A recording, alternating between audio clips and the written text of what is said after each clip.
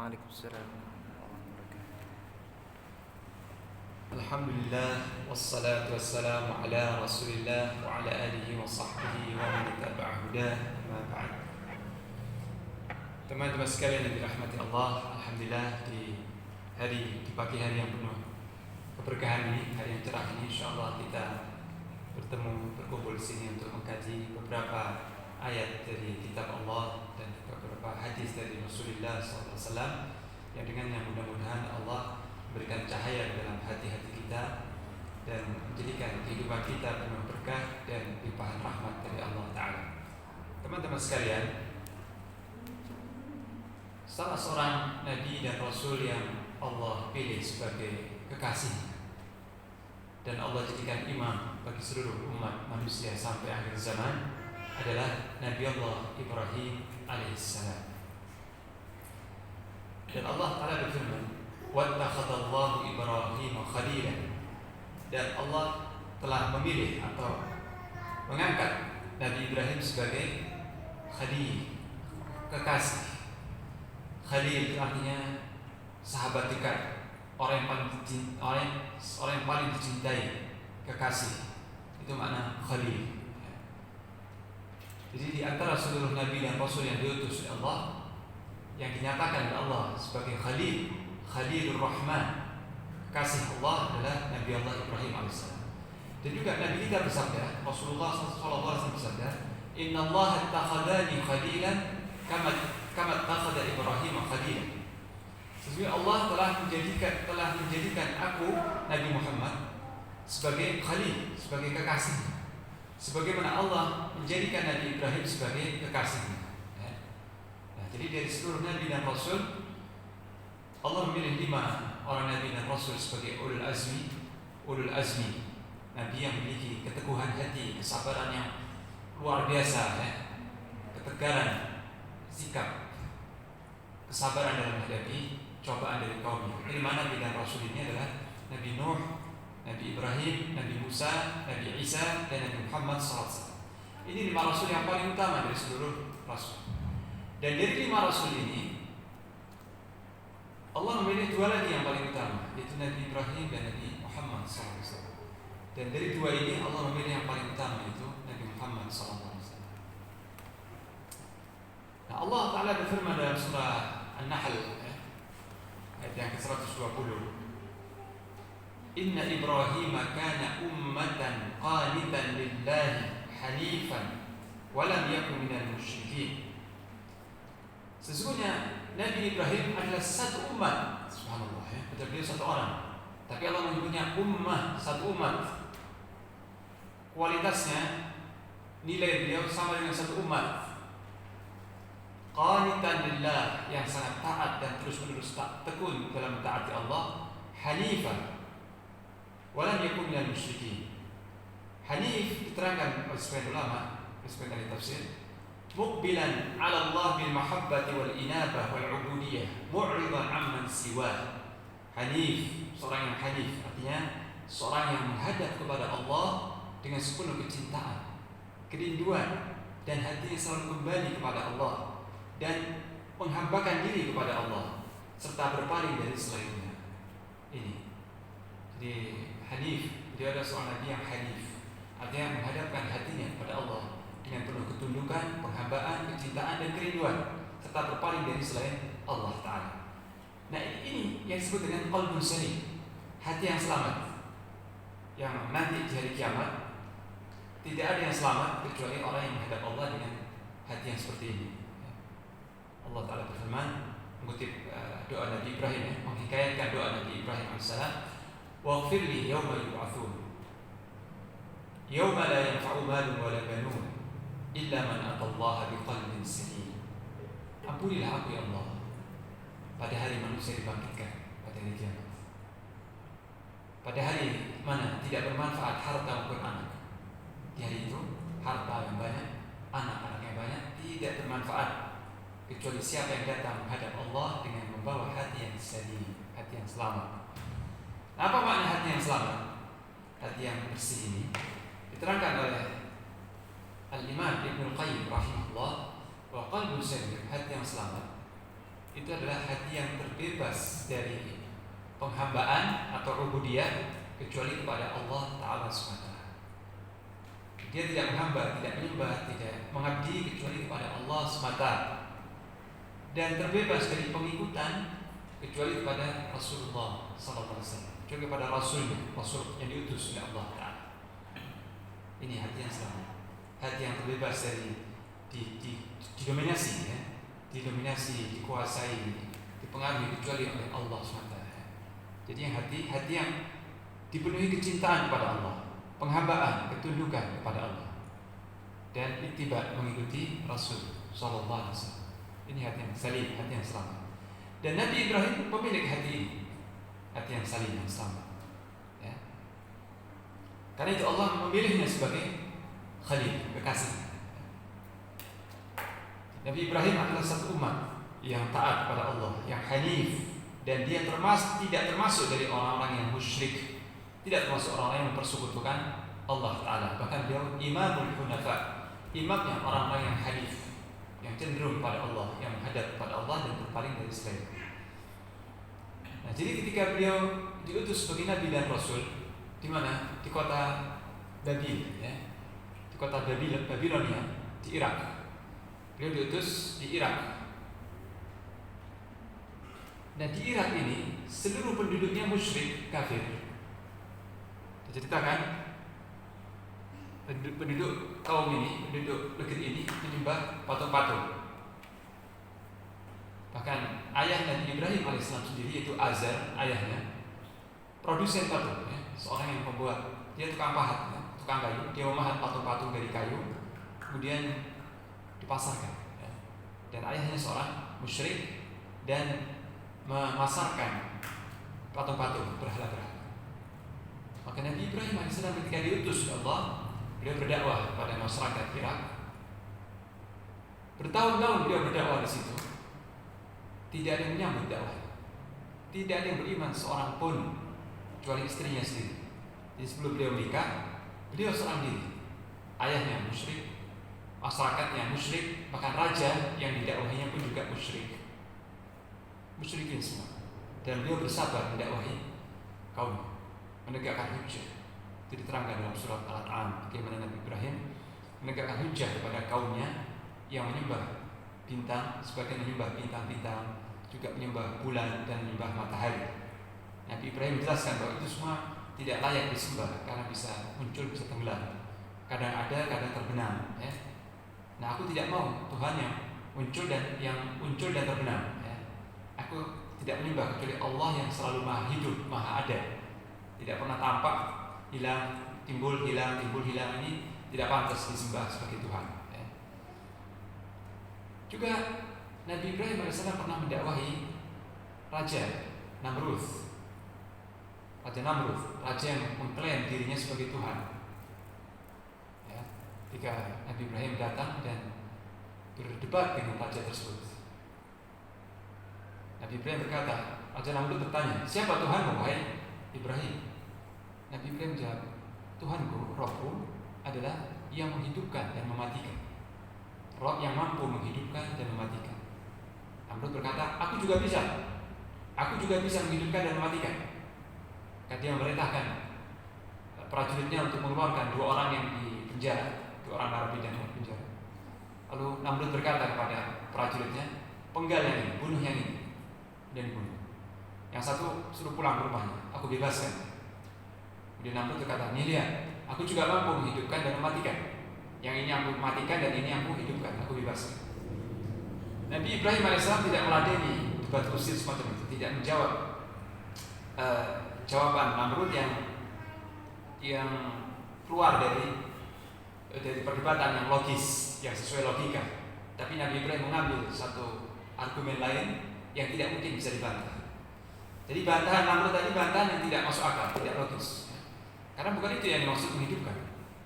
Kalau Nabi Ibrahim berkata, yang aku maksud menghidupkan adalah menciptakan dari tidak ada menjadi ada. Ya, itu. Apakah engkau mampu?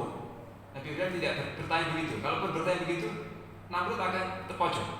Tapi Nabi Ibrahim mengambil suatu hujah yang lebih kuat, lebih tegas dan lebih telak lagi. Apa kata Nabi Ibrahim AS? Innallaha qala ana uhyi qala rabbi alladhi ya'ti bisyamsi minal masyriq fa'ti biha minal maghrib.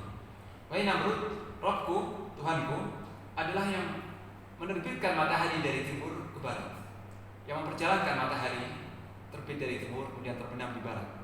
Nah kalau kau Tuhan, kau Rabb, coba perjalankan dia dari barat, kau balik arahnya. Kalau kau Tuhan yang berkuasa di alam semesta, kau terbitkan matahari dari barat ke arah timur. Maka di situ Namrud bungkam, tidak bisa menjawab, tersudutkan ya. Dan Namrud merasa argumen Nabi Ibrahim sangat kuat dan dia tidak bisa menjawab argumen tadi. Dan dia mengakui kelemahannya dan kesesatannya. Cuma karena sebagai raja dia malu kalau mengatakan, oh ya, kau benar wahai Nabi Ibrahim, ajaran yang kau bawa benar, aku harus mengikuti engkau. Hatinya begitu, hati kecilnya berkata begitu ya. Hati nuraninya, hati kecilnya berkata, wahai Namrud, engkau keliru ya. Dan yang benar Nabi Ibrahim, ikuti dia kalau engkau mencari selamat. Hati nuraninya berkata begitu, tapi egonya ya, keangkuhannya menolak, membungkam suara hati nurani dan berkata kepada tentaranya, lemparkan Ibrahim ke dalam kobaran api yang dahsyat. Itu jawaban logika ya. Ketika logika akal sudah tidak mampu, maka beralih kepada logika kekuatan, logika besi ya. Dia tidak menghukum Nabi Ibrahim dengan dibunuh dengan cara yang sadis ya, dibakar dalam kobaran api yang dahsyat. Dan Nabi Ibrahim AS tidak gentar, tidak takut sedikitpun, dan tidak gelisah. Kenapa? Karena dia yakin Allah akan melindunginya. Allah akan melindunginya karena Allah Maha berkuasa. Maka ketika beliau dilemparkan ke dalam kobaran api yang dahsyat, beliau mengucapkan satu kalimat, hasbiyallahu wa ni'mal wakil. Cukuplah bagiku Allah dan dia sebaik-baik pelindung. Aku bertawakal kepada Allah. Begitu maksudnya. Hasbiyallahu wa ni'mal wakil. Cukuplah bagiku Allah dan dia sebaik-baik wakil, pelindung, penolong. Maka Allah berkata kepada api, ya nar, kuni bardan wa salaman ala Ibrahim. Wahai api, jadilah engkau dingin dan menyelamatkan bagi Nabi Ibrahim. Maka api yang tabiatnya, yang wataknya membakar dan melalap apa saja yang masuk ke dalamnya, api kecil saja, ini api dahsyat, api sebesar gunung ya. Api ini sebesar gunung. Yang ketika Nabi Ibrahim AS dilemparkan dalam api bukan dengan prajurit tapi dengan alat pelontar menjadi dilemparkan dari jarak jauh karena dari jarak dekat sudah panas ya. Dilontarkan dari jarak jauh. Maka ketika Nabi Ibrahim dilontarkan itu melayang di udara, hati yang tidak gentar, dia mengucapkan hasbiyallah wa ni'mal wakil, cukuplah bagiku Allah, dialah sebaik-baik penolong. Maka Allah berkata kepada api, dinginlah engkau dan menyelamatkan. Maka api tersebut berkobar selama berhari-hari. Nah setelah api itu padam, Nabi Ibrahim masih utuh, tidak ada yang terbakar meskipun selutas rambutnya ya.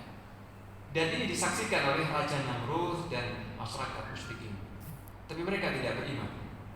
Setelah melihat mukjizat yang nyata, tidak beriman.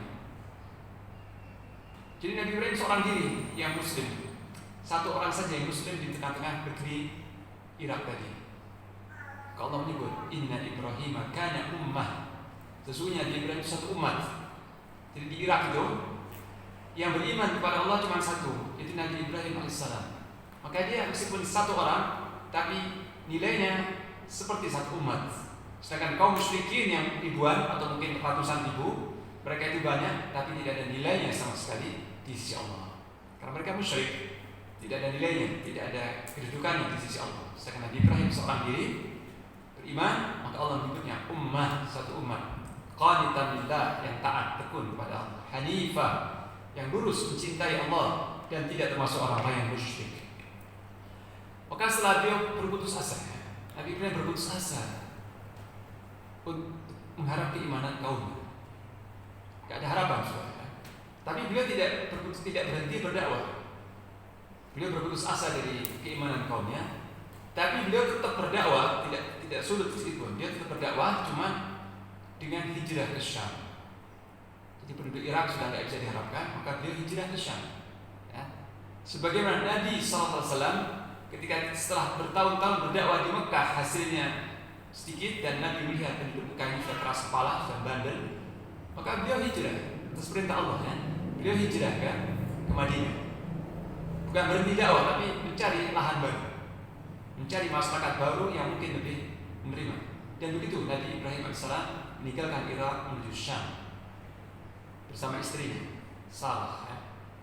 Nah ketika itu yang beriman cuma 2 orang ini saja di muka bumi, bukan cuma di Irak, di muka bumi ini yang beriman cuma 2 orang, Nabi Ibrahim dan istrinya itu Sarah ya. Sarah. Keduanya hijrah dari Irak ke Syam. Dan Nabi Ibrahim ketika hijrah itu usianya sudah tua renta. Sudah sebagian ulama menyebut 86 tahun. Usianya sudah 86 tahun dan belum dikaruniai anak. Nabi Ibrahim berputus asa dari kaumnya, maka beliau berharap kepada Allah agar dikaruniai anak supaya ada yang beriman ya. Jadi dari orang-orang yang sudah ada ini, orang-orang yang sudah dewasa, tidak ada satupun yang menyambut dakwahnya.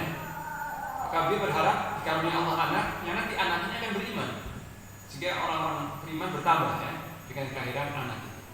Allah menyebutkan dalam surat As-Saffat ayat yang 100. Qala inni dhahibun ila rabbi sayahdin. Berkata Nabi Ibrahim alaihissalam, sesungguhnya aku akan pergi menuju Rabbku. Aku akan berhijrah atas dasar perintah Rabbku. Sayahdin, niscaya Allah akan memberiku petunjuk. Jadi beliau mengambil keputusan meninggalkan Irak menuju ke Syam, berhijrah kepada Rabbnya, berhijrah kepada Allah. Setelah itu di tengah perjalanan hijrah ini, beliau berdoa kepada Allah, Rabbi habli minas salihin. Ya Allah, karuniakanlah kepadaku anak yang termasuk orang-orang yang saleh. Ini ketika usianya sudah tua renta dan Sarah sudah mandul. Sarah sudah tua renta. Nabi Ibrahim sudah tua renta, istrinya sudah tua, sudah lanjut usia. Sarah ya. Sudah di atas 80. Sarah usianya sudah di atas 80 tahun. Jelas mandul, sudah enggak mampu melahirkan. Tapi Nabi Ibrahim tidak berputus asa. Dia berdoa, Rabbi habli minas salihin. Ya Allah, karuniakanlah kepadaku anak yang nantinya menjadi anak yang saleh. Maka Allah berfirman, fabasyarnahu bighulamin halim. Maka kami berikan kabar gembira kepadanya akan kelahiran seorang anak laki-laki yang penyantun. Halim ini sifat yang bagus sekali, yang utama ya. Hilm atau halim itu maknanya adalah yang akalnya itu sangat matang ya. Yang kalau melakukan sesuatu dengan pertimbangan akalnya, tidak terburu-buru, tidak emosional ya. Halim artinya tidak emosional, tidak mudah terpancing kalau mendengar kata-kata caci maki yang menyakitkan, tidak membalas, tapi bersabar. Bahkan membalas kata-kata yang buruk dengan kata-kata yang mengandung keselamatan. Sebagaimana Allah berfirman, wa ibadur rahmanil ladzina yamshuna 'alal ardi hauna wa idza khatabahumul jahiluna qalu salam. Dan jika orang yang bodoh menyapa mereka dengan kata-kata yang menyakitkan, mereka menjawab dengan kata-kata yang mengandung keselamatan. Ini sifat hilm, santun, tidak reaktif, tidak cepat berbuat ya. Selalu dipikir, dipertimbangkan ya. Jadi bijak ya. Kata yang paling tepat, halim itu bijak. Seorang anak laki-laki yang sangat bijak, berbuat sesuatu dengan tepat, tidak mudah memperturutkan emosi, dan juga penyabar. Halim juga bermakna penyabar dan membalas keburukan orang dengan kebaikan, dan pemaaf. Halim juga bermakna pemaaf, tidak marah, tidak pernah membalas, pemaaf, penyantun, lapang dada, ya. tenang ya. Dan orang yang punya sifat halim pasti dicintai oleh semua manusia, pasti dicintai. Sifat yang terpuji ya. Nah, diceritakan ya bahwa Sarah sudah mandul, tapi dia mendapat hadiah dari Raja Mesir, seorang hamba sahaya perempuan yang namanya Hajar. Hajar ini pemberian dari Raja Mesir kepada Sarah ya. Hamba sahaya perempuan yang namanya Hajar. Jadi Hajar seorang perempuan Kipti, perempuan Mesir, Kipti ya. Kemudian Hajar setelah dimiliki oleh Sarah, Hajar beriman ya. Tadinya Hajar musyrikah, perempuan musyrik.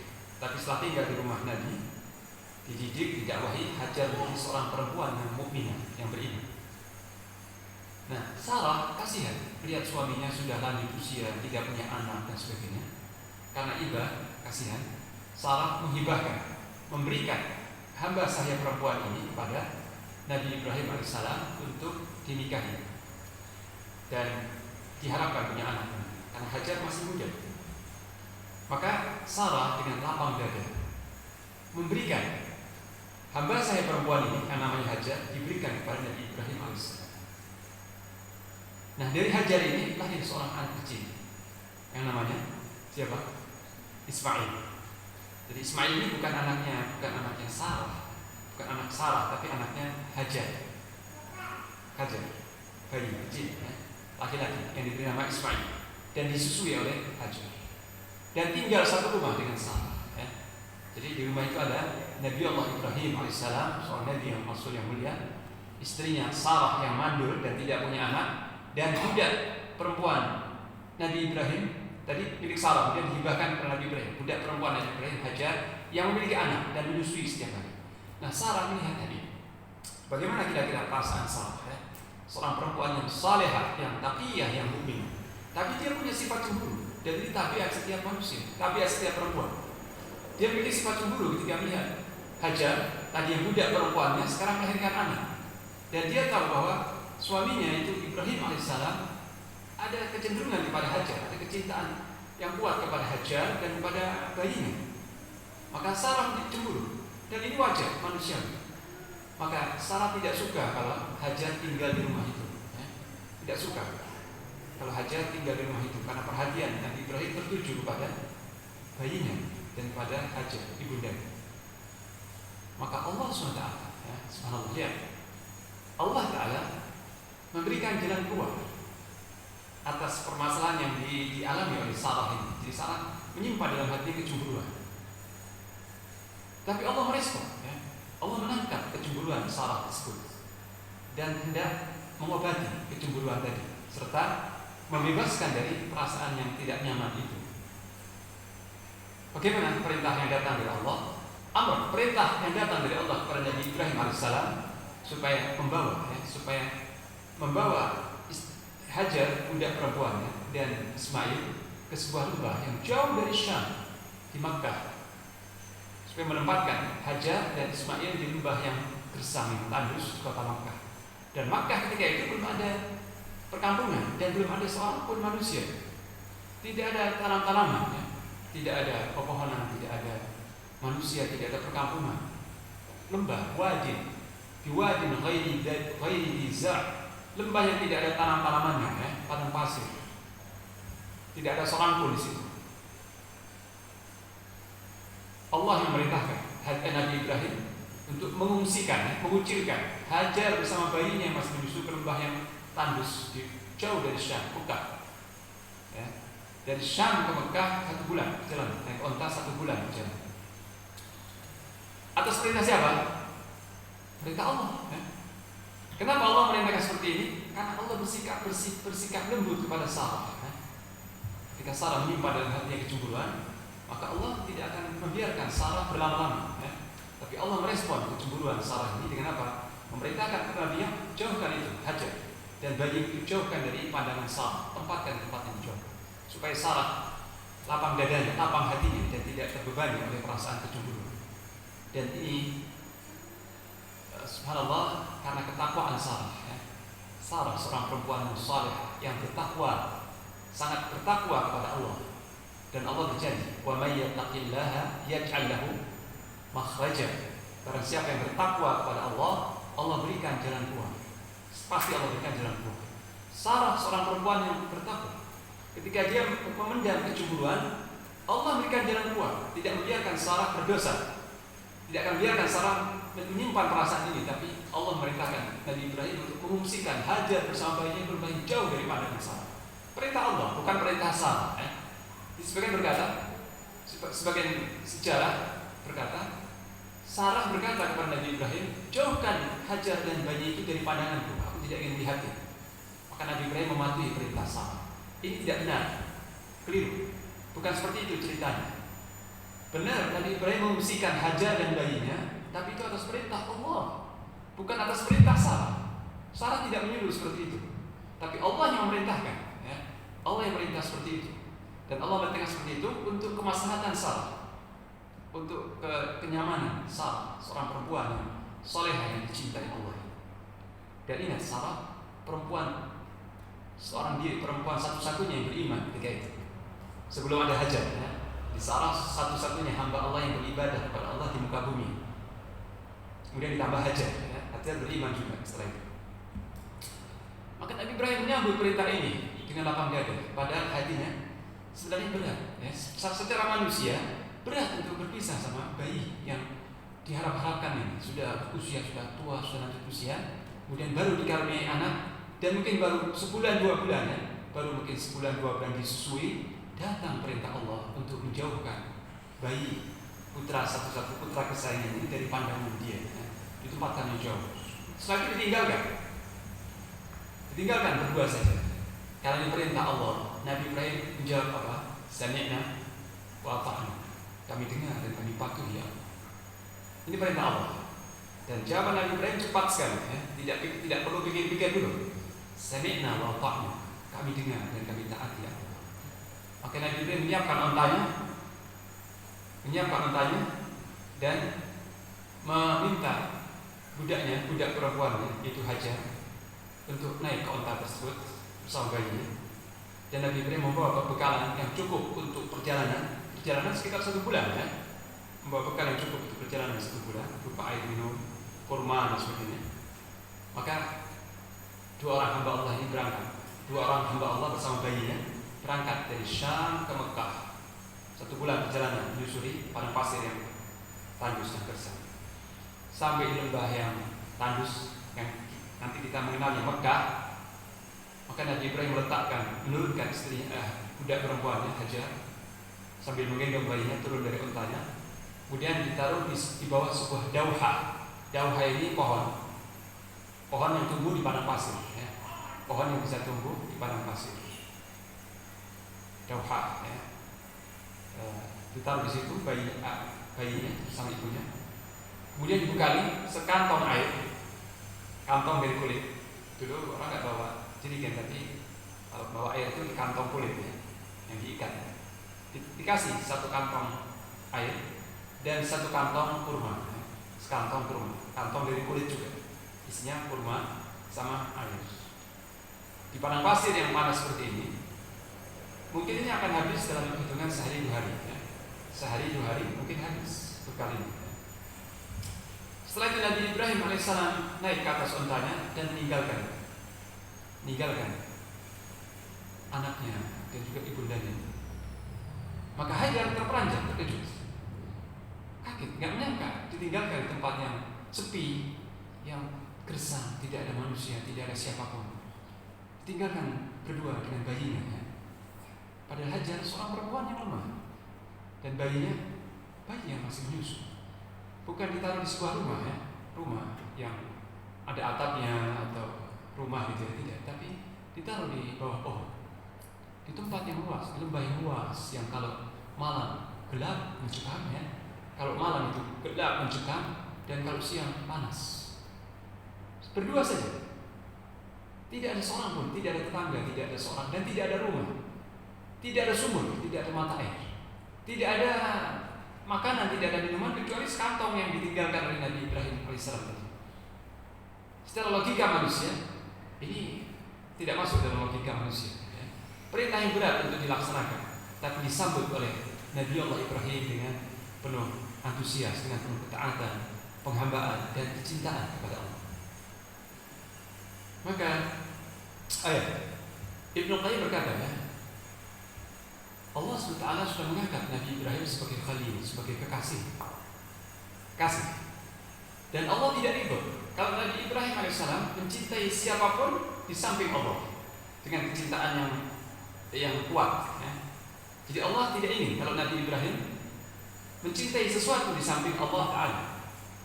Dan Nabi Allah Ibrahim AS ketika sudah punya anak, maka satu ranting dari hati Nabi Ibrahim itu beralih pada putranya, itu Ismail, ya. Jadi Nabi Ibrahim sebagai ayah yang mengharapkan putranya sebagai manusia, sebagai ayah mencintai bayinya Ismail. Maka Allah tidak menguji. Ini nanti ya, ini belakang, ntar dulu. Setelah itu Hajar berkata, wahai Ibrahim, apakah kau tega meninggalkan kami berdua di sini, di tempat yang tidak ada seorang pun? Tapi Nabi Ibrahim tidak menjawab. Tidak menjawab. Hajar mengulang-ulangi pertanyaan ini. Ya. Wahai Ibrahim, wahai Nabi Allah Ibrahim, apakah kau tega meninggalkan kami berdua di sini, di tempat yang sepi, tidak ada seorang pun bersama kami? Nabi Ibrahim tidak menjawab. Ya. Tapi dalam hatinya Nabi Ibrahim menangis. Ya. Dalam hatinya beliau merasa iba dan menangis. Dan kalau beliau menjawab, beliau takut terbawa oleh perasaannya. Maka beliau memilih diam. Hatinya berat meninggalkan itu. Hatinya pilu. Tapi karena ini perintah Allah, beliau tegarkan hatinya. Ya. Beliau kuatkan, beliau tegarkan hatinya. Beliau tidak menjawab. Supaya hatinya tidak iba. Ya. Tidak timbul dalam hatinya perasaan iba kepada bayinya dan istrinya. Maka beliau memilih diam. Tidak menjawab. Hajar mengulangi sampai 3 kali. Tidak menjawab. Maka Hajar merubah pertanyaannya. Ya. Beliau mulai punya firasat. Hajar punya firasat. Boleh jadi ini perintah Allah. Boleh jadi Nabi Ibrahim melakukan ini karena melaksanakan perintah Allah. Maka Hajar bertanya, Allahu amaraka bihada? Apakah Allah yang merintahkan engkau seperti ini, wahai Ibrahim? Apakah ini perintah Allah kepadamu? Maka Nabi Ibrahim jawab, na'am, iya, ini perintah Allah. Maka apa jawaban Hajar, perempuan yang mukminah, yang salih ini? Beliau berkata, idan la yudayyi'una. Jika demikian, Allah tidak akan menyia-nyiakan kami. Ya. Jika diperintah Allah, sami'na wa ta'ana, gitu ya. Jika diperintah Allah wahai Nabi Ibrahim, aku yakin Allah tidak akan menyia-nyiakan kami. Silahkan pergi ya. Jadi Hajar seolah berkata, selamat jalan, silahkan pergi wahai suamiku. Cukuplah Allah sebagai pelindung. Engkau telah meninggalkan aku dan bayiku kepada Zat yang akan melindungiku dan merahmatiku serta bersikap lembut kepadamu. Silahkan pergi ya. Cukuplah Allah sebagai pelindung kami berdua ya. Itu makna yang ada dalam hati Hajar ya. Seperti itu keyakinan dan akidah yang ada dalam hati Hajar yang mukminah ini.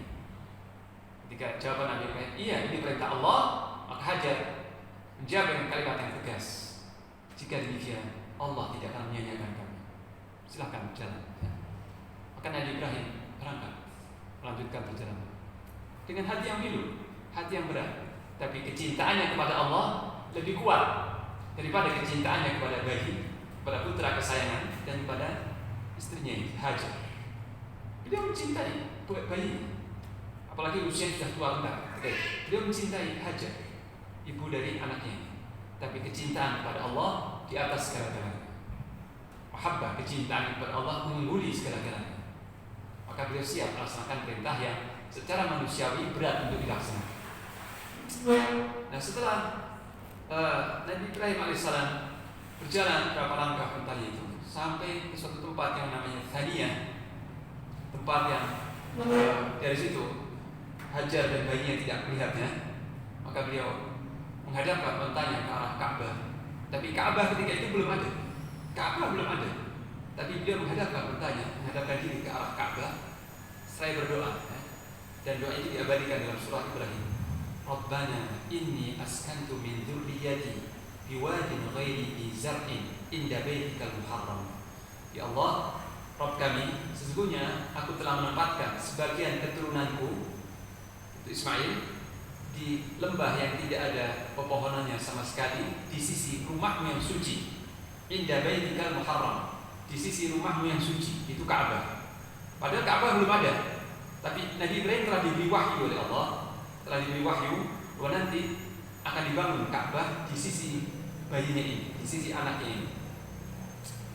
Nanti akan datang perintah Allah untuk membangun Ka'bah di sini. Nabi Ibrahim tahu sudah diberi wahyu ya. Maka itu ketika beliau berdoa, beliau berkata, inni askantu min dzurriyyati biwadin ghairi dzi zar'in inda baitikal muharram. Ya Allah, aku telah menempatkan sebagian keturunanku di sebuah lembah yang tidak ada pepohonannya sama sekali, di sisi rumahmu yang suci, itu Ka'bah. Rabbana liyuqimus salata faj'al af'idatan minan nasi tahwi ilaihim warzuqhum minats thamarati la'allahum yashkurun. Ya Allah, Rabb kami, ya. Aku melaksanakan ini agar mereka, keturunanku ini, mendirikan salat, agar mereka istiqomah mendirikan salat. Ya Allah, jadikanlah hati-hati sebagai manusia cenderung kepada mereka. Jadikanlah hati manusia sebagai manusia cenderung kepada mereka, kepada bayiku ini Ismail, dan kepada tempat ini, yaitu Makkah. Warzuqhum, dan berilah mereka rizki dari buah-buahan, la'allahum yashkurun, agar mereka bersyukur kepada Allah Ta'ala. Ini doa Nabi Ibrahim. Dia berdoa, ya Allah, jadikan keturunanku orang yang mendirikan salat, dan jadikan hati-hati manusia rindu dan cenderung kepada mereka dan kepada tempat ini.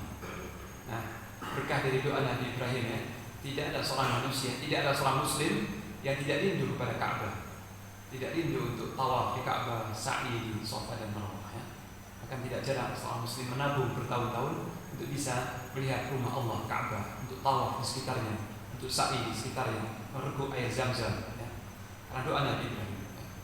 Dan tidak ada seorang yang setelah selesai haji atau umrah kemudian berkata, cukup, ini umrah yang terakhir, ini haji yang terakhir. Tidak.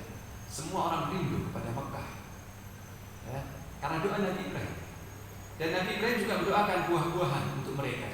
Dan subhanallah, kalau nanti kita ditakdirkan Allah berangkat ke tanah suci, mudah-mudahan kita semua ditakdirkan Allah berangkat ke tanah suci untuk umrah dan haji. Nanti kita akan melihat buah-buah di sana itu melimpah. Padahal tidak tumbuh di situ, ya. Tidak ada buah, tidak ada pohon pisang, pohon jeruk, pohon apel, pohon, tidak ada. Padang pasir yang tandus, cuma kurma yang tumbuh. Tapi segala macam buah-buahan bisa kita dapati dengan mudah kota suci Makkah, melimpah, ya. Nanti antum bisa lihat buah-buahan itu melimpah, apel, jeruk, pisang itu melimpah, gak pernah putus sampai hari kiamat. Karena apa? Karena doa Nabi Ibrahim AS, ya. Nah, kemudian setelah itu, setelah meninggalkan Hajar dan bayi ini, Nabi Ibrahim AS menengoknya, menjemput istrinya dan bayi ini secara berkala, ya. Tidak tinggal begitu bertahun-tahun, tidak. Mungkin 6 bulan sekali ditengok, ya, atau berapa bulan sekali dijenguk, lihat keadaannya bagaimana, bertemu dan ditinggal. Kemudian berapa bulan lagi ditengok, begitu, ya. Terus dilihat secara berkala, tapi nggak tinggal di sisi istrinya, ya, di Mekah. Nabi Ibrahim tinggal di Syam, di Palestina. Nah, sampai suatu ketika anaknya sudah berusia remaja, sebagian ahli tafsir berkata berusia 13 tahun. Sebagian berkata yang jelas sudah mulai bisa membantu ayahnya, sudah mulai remaja, ya. Remaja. Dan anak laki-laki kalau sudah berusia remaja itu perhatian orang tuanya lebih besar lagi, rasa bahagia dan harapan orang tua lebih besar, karena susah payah mengasuhnya sudah selesai, ya. Masa capek-capek mengasuhnya sudah selesai, dan sekarang manfaatnya mulai terasa, ya. Anak kecil kalau masih usia setahun, 2 tahun, 3, 5 tahun itu capek ngurusnya. 5 tahun itu, 5 tahun ke bawah itu capek ngurusnya. 7 tahun pun mungkin capek juga ngurusnya, ya. Capek saja, belum bisa diharapkan bantuannya, belum bisa diharapkan tenaganya. Tapi kalau sudah remaja, sudah 11 tahun, 12 tahun, 13 tahun, sudah bisa membantu orang tua. Capeknya sudah hilang, manfaat anak ini sudah mulai terasa. Di sini harapan orang tuanya lebih kuat, ya. Nah, ketika anak kecil si Ismail remaja ini sudah berusia seperti itu, maka Allah menguji sekali lagi hamba dan kekasihnya, yaitu Ibrahim alaihissalam, dengan sebuah perintah yang tidak akan mampu dilakukan oleh manusia selain dari Ibrahim alaihissalam.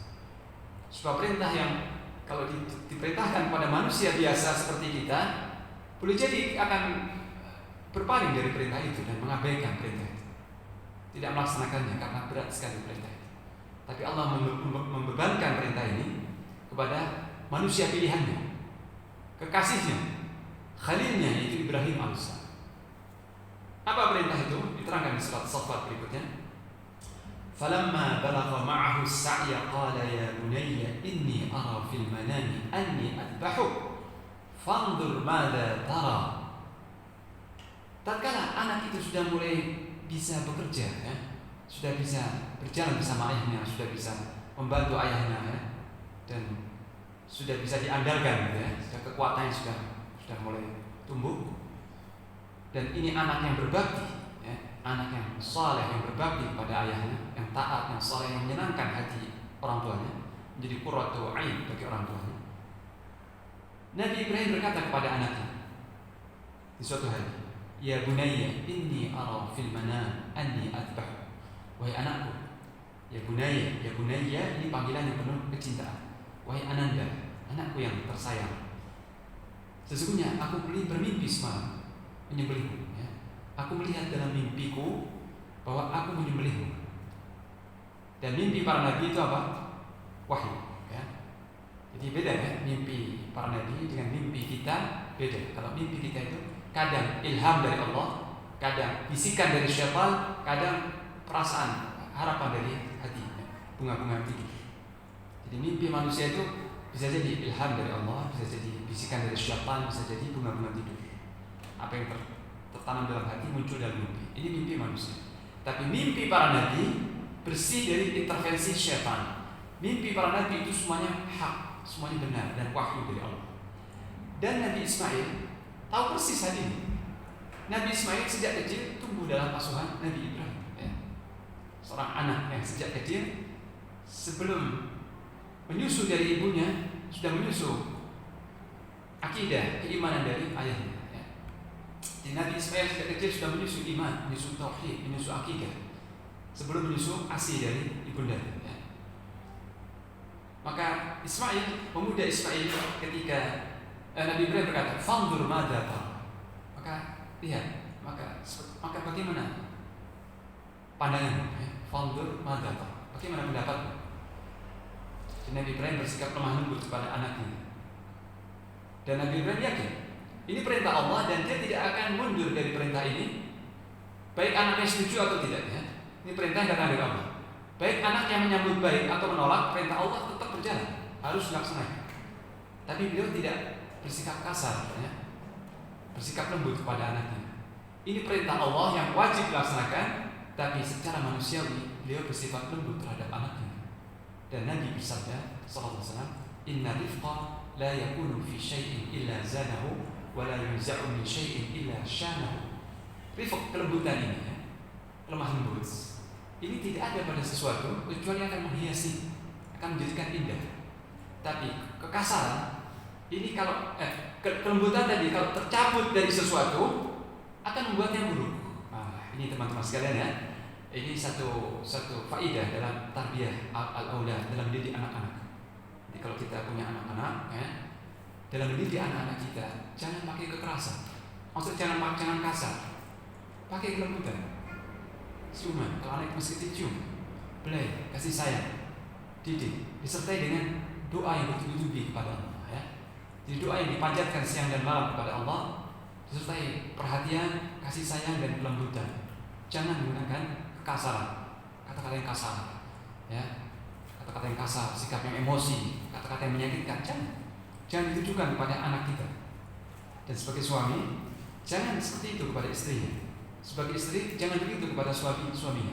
Karena Nabi bersabda, sallallahu alaihi wasallam, rifq, kelembutan, juga sebagai guru, sebagai atasan, sebagai dalam segala hal pokoknya. Ya. Kelembutan, rifq, kelunakan, kelembutan dan kelunakan itu tidak ada pada sesuatu kecuali akan menghiasinya, akan menjadikan indah. Ya. Tapi kalau tercabut dari sesuatu, kelembutan itu tidak ada, yang ada kasar akan membuat buruk. Ini sabda Nabi SAW. Ya.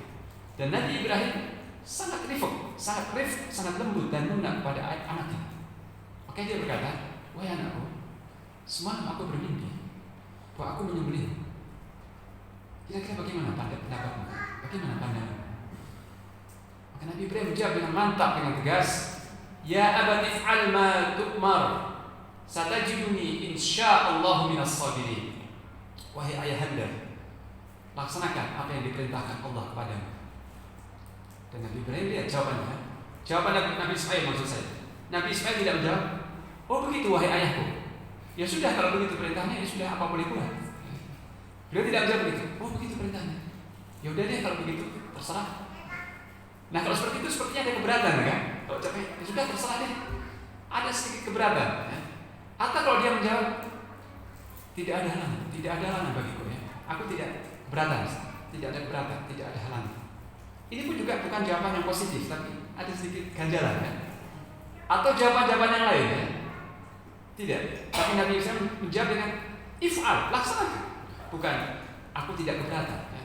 Tidak ada masalah, terserah, tidak. Tapi if'al ma tu'mar, laksanakan apa yang diperintahkan kepadamu. Jadi jawabannya itu if'al ma tu'mar, laksanakan, ya, wahai ayah, laksanakan apa yang Allah perintahkan kepadamu. Bukan jawaban yang gampang, ya, jawaban yang menunjukkan keraguan, kebimbangan, enggak, tapi jawaban yang menunjukkan ketegasan dan kemantapan. If'al ma tu'mar, laksanakan apa yang diperintahkan kepadamu wahai ayahanda. Dan tidak hanya berhenti di sini, tapi beliau berkata, satajiduni insyaallah minas sabirin. Engkau akan dapati aku insyaallah termasuk orang-orang yang bersabar. Insyaallah aku akan bersabar menjalani ujian ini, melaksanakan perintah ini. Insyaallah aku bersabar. Dan Nabi Ismail berkata insyaallah. Kenapa? Karena ini untuk masa yang akan datang. Penyembelihan ini akan dilakukan esok. Dan beliau belum tahu apa yang akan terjadi esok. Beliau tidak menjamin bisa bersabar. Sebab kalau Nabi Ismail berkata, wahai ayah, laksanakan, aku akan bersabar, belum tentu beliau bersabar, bisa bersabar, ya. Dan kalau beliau tidak mengucapkan insyaallah, bisa jadi ini hanya pengakuan, ngaku-ngaku, aku bersabar, aku termasuk orang yang bersabar, aku adalah seorang yang penyabar, atau termasuk orang yang bersabar. Kalau tidak ada ucapan insyaallah, ini bisa berarti pengakuan, dan ada unsur membanggakan diri sendiri atau memuji diri sendiri. Tapi Nabi Ismail bukan bermaksud memuji diri sendiri dan tidak bermaksud mengaku-ngaku, tapi beliau mengungkapkan keyakinan dan tekadnya. Karena itu beliau mengucapkan insyaallah, dengan izin Allah, jika Allah menghendaki. Karena semua itu hanya terjadi dengan izin Allah, ya. Jadi ucapan insyaallah, teman-teman, ini sangat-sangat penting kita ucapkan kalau kita hendak melakukan sesuatu esok atau di masa yang akan datang. Wala taqulanna li syai'in inni fa'ilun dzalika ghadan illa ay yasha Allah. Jangan sekali-kali kau berkata, aku akan berbuat ini esok, kecuali dengan insyaallah, jika Allah menghendaki. Dalam hal ini Nabi kita pernah bercerita, Rasulullah SAW pernah bercerita tentang Nabi Sulaiman alaihissalam. Nabi Sulaiman alaihissalam, istrinya 100, seorang raja, seorang nabi, seorang rasul, istrinya 100. Dan beliau pernah berkata pada suatu hari, sungguh aku akan berkeliling kepada istri-istriku, aku akan menggauli istri-istriku semuanya, dan nanti semua istriku itu akan melahirkan bayi. Aku berharap istri-istriku akan melahirkan bayi laki-laki, sehingga nanti dari pergaulanku malam ini, aku berharap dikaruniai 100 pemuda, 100 anak laki-laki, yang nanti semuanya itu untuk apa? Untuk melayaniku? Bukan, aku kerahkan untuk berjihad di jalan Allah. Cita-cita yang baik, kan? Harapan yang baik atau buruk? Harapan yang baik. Nabi Sulaiman menginginkan anak yang banyak, bukan untuk dirinya, tapi untuk Rabbnya, ya. Aku akan menggauli 100 istriku, dan nanti aku berharap dari pergaulan ini akan lahir 100 anak laki-laki yang semuanya akan aku bariskan, aku kerahkan untuk berjihad di jalan Allah. Ini cita-cita seorang nabi, seorang rasul. Tapi Nabi Sulaiman alaihissalam lupa mengucapkan insyaallah. Beliau tidak berkata insyaallah, itu lupa, bukan sengaja, lupa. Maka dari pergaulannya itu tidak ada satupun istrinya yang melahirkan, yang hamil. Dari pergaulan itu tidak, dari 100 istrinya tidak ada satupun yang hamil, kecuali 1 orang istri yang hamil. Itu pun lahirnya bayi yang separuh, bayi yang tidak utuh, ya? Bayi yang tidak utuh, yang tidak bertahan lama, setelah berapa hari meninggal. Jadi dari pergaulan itu hanya dari 100 istri itu hanya 1 yang melahirkan bayi yang tidak utuh, dan setelah berapa lama meninggal. Dan Nabi bersabda, Rasulullah bersabda SAW, seandainya Nabi Sulaiman mengucapkan insyaallah, seandainya beliau mengucapkan insyaallah, maka dari 100 istri itu akan melahirkan 100 bayi laki-laki yang akan hidup sampai dewasa. Tapi beliau lupa, dan ini manusia, ya. Beliau lupa mengucapkan insyaallah. Jadi jangan lupa mengucapkan insyaallah, ya. Jangan seperti seorang laki-laki yang dia tidak ke pasar, tidak membeli seekor himar, seekor keledai. Jadi seorang kaya, ya. Ketika berjalan ke pasar, ditanya oleh kawannya, mau kemana kau pagi ini? Aku mau ke pasar. Mau apa? Aku tidak membeli seekor keledai. Kata kawannya, ucapkan insya Allah. Aku tidak membeli seekor keledai di pasar. Akan, ya. Kata kawannya, baik, tapi ucapkan insya Allah. Silahkan, ucapkan insya Allah. Kata kawannya, pasar sudah tidak jauh ya. Kenapa harus pakai insya Allah? Ini pasar sudah dekat dan uang sudah di kantong ini. Ya. Uang sudah di kantong ini. Uang sudah cukup di kantong dan pasar sudah dekat. Ya, itu memang pasar jual keledai. Ya. Kenapa harus pakai insya Allah? Ya. Ucapkan insya Allah, tidak ada salahnya. Enggak. Aku mau beli pasar, mau beli keledai. Pasar sudah dekat dan uang di kantong sudah siap, sudah standby uangnya. Ya. Enggak mau ucapkan insya Allah. Dia datang ke pasar. Setelah dia melihat keledai-keledai yang bagus, ya, dia pilih seekor keledai yang bagus. Sebagainya. Setelah tawar-tawaran dan sepakat harganya, dia rogoh kantongnya, dia dan keluarkan uangnya. Ternyata uangnya sudah dicuri orang. Ya. Di pasar ramai. Ketika dia mau keluarkan uangnya, hilang, sudah dicuri. Hari dia pulang ke rumahnya dengan wajah lunglai, ya, dengan wajah kusut, ya, dengan lunglai karena kecewa, nggak bisa beli keledai. Ketika pulang ke rumahnya, ketemu berpapasan dengan kawannya yang tadi menegur, ucapkan insya Allah. Ketemu dengan kawannya yang tadi, kemudian bertanya, mana keledainya? Jadi katanya kamu ke pasar mau beli keledai himar, mana keledainya? Kata orang ini, uangku dicuri, insya Allah. Baru sekarang dia mengucapkan insya Allah. Ya. Uangku dicuri orang, insya Allah. Tapi sudah terjadi. Ya. Kalau insya Allah diucapkan tadi, insya Allah selamat ya, mudah-mudahan selamat. Karena ucapan insya Allah itu termasuk tabarruk, mengharap keberkahan dari Allah.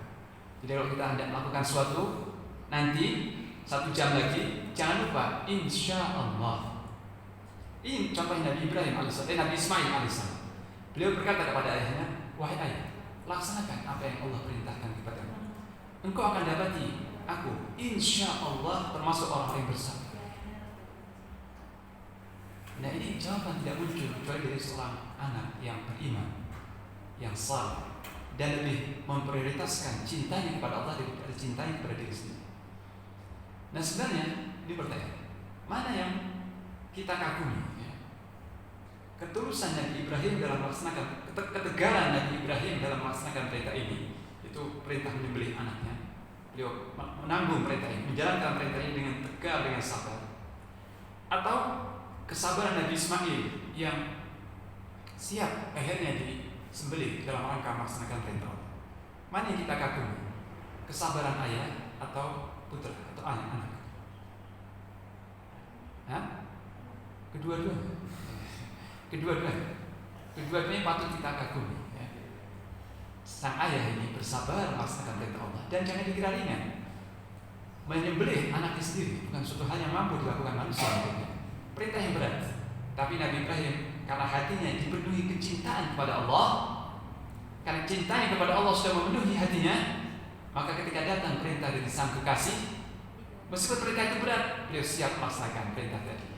Dan Nabi Ismail alaihissalam karena hatinya sudah dipenuhi kecintaan kepada Allah dan penghambaan yang sepenuhnya kepada Allah, ketika datang perintah itu akhirnya disembelih, beliau siap melaksanakan disembelih karena Allah, karena melaksanakan perintah Allah. Ya, ini. Nah tentang ini Ibnu Qayyim rahimahullah berkata, nah ketika Allah sudah mengangkat Nabi Ibrahim sebagai kekasihnya, maka Allah tidak ridho kalau dalam hati Nabi Ibrahim ada sesuatu yang dicintai selain Allah. Tapi faktanya setelah Nabi Ibrahim alaihissalam memiliki anak di usia yang sudah lanjut usia, ada anak laki-laki yang diharapkan menjadi penerus perjuangannya.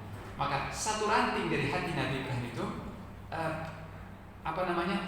bertaut kepada putranya. Ya. Jadi hatinya Nabi Ibrahim itu sepenuhnya untuk Allah. Tapi setelah lahir sang bayi ini, maka satu ranting saja dari hatinya itu tertaut, ya, tertumpu kepada putra kesayangannya. Maka Allah tidak ridho kalau satu ranting dari hati Nabi Ibrahim itu bertaut kepada putranya. Maka Allah tidak menguji. Sebenarnya siapa yang lebih dicintai dari Nabi Ibrahim? Robnya, Allah atau putranya? Mana yang lebih dicintai? Maka Allah tidak menguji. Maka datang perintah itu untuk menyembelih anak. Allah tidak membuktikan menguji siapa yang lebih dicintai. Tapi Nabi Ibrahim membuktikan bahwa kecintaan yang sepenuhnya untuk Allah. Ketika datang perintah itu, beliau siap melaksanakan perintah tersebut. Ya. Ini. Dan beda ya. Perintah itu akan beda kalau misalnya, wahai Ibrahim, anakmu akan disembelih orang lain. Aku perintahkan anakmu untuk disembelih dengan tangan orang lain. Dengan perintah yang berbunyi, sembelihlah anakmu itu dengan tanganmu sendiri. Tidak sama, ya, beratnya. Ya. Ini menyembelih anaknya dengan tangannya sendiri. Ini suatu hal yang hampir tidak mampu dilakukan manusia. Suatu yang berat. Anak yang dicintainya, ya, buah hatinya, disembelih dengan tangannya sendiri. Suatu hal yang sangat berat, ujian yang berat. Maka Allah berfirman, Inna hadza lahuwal bala'ul mubin. Sesungguhnya ini adalah suatu ujian yang sangat nyata. Ujian yang benar-benar ujian, kata Allah. Maka kemudian Allah berfirman, falamma aslama wa tallahu lil jabin. Maka tatkala keduanya telah menyerahkan diri sepenuhnya kepada Allah, Allah mengetahui isi hati kedua hamba ini. Nabi Ibrahim telah bulat-bulat siap melaksanakan perintah itu, dan Nabi Ismail juga telah sepenuh hati dengan bulat siap melaksanakan perintah ini. Aslama, keduanya telah tunduk patuh kepada Allah, menyerahkan diri sepenuhnya kepada Allah. Wa tallahu lil jabin, dan Ibrahim mengarahkan putranya itu pada sisi keningnya. Jabin itu kening. Wa tallahu lil jabin, dibuat tengkurap, dibuat apa namanya? Terungkup, ya. Jadi bukan disembelih dalam keadaan terentang, tapi disembelih dalam keadaan wajah itu menghadap ke tanah. Dan itu atas permintaan Nabi Ismail.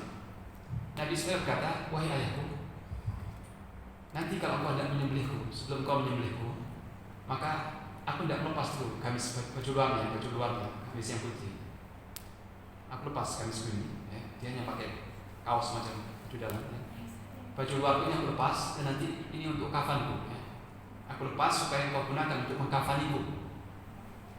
Dan sebelum kau sembelih, ikatlah kedua tanganku kuat-kuat, supaya jangan sampai nanti aku meronta kalau merasakan sakitnya sayatan pisau. Ketika aku merasakan sakitnya pisau, aku tidak ingin nanti aku meronta-ronta, ya. Karena itu ikatlah kedua tanganku dengan sekuat-kuatnya. Setelah itu baringkan aku dalam keadaan terlungkup, ya. Karena aku khawatir kalau kau melihat wajahku akan timbul rasa iba di hatimu, ya. Kalau kau sembelih sementara kau melihat wajahku, mungkin kau akan merasa kasihan, rasa iba dan tidak sampai hati, ya. Apalagi kau melihat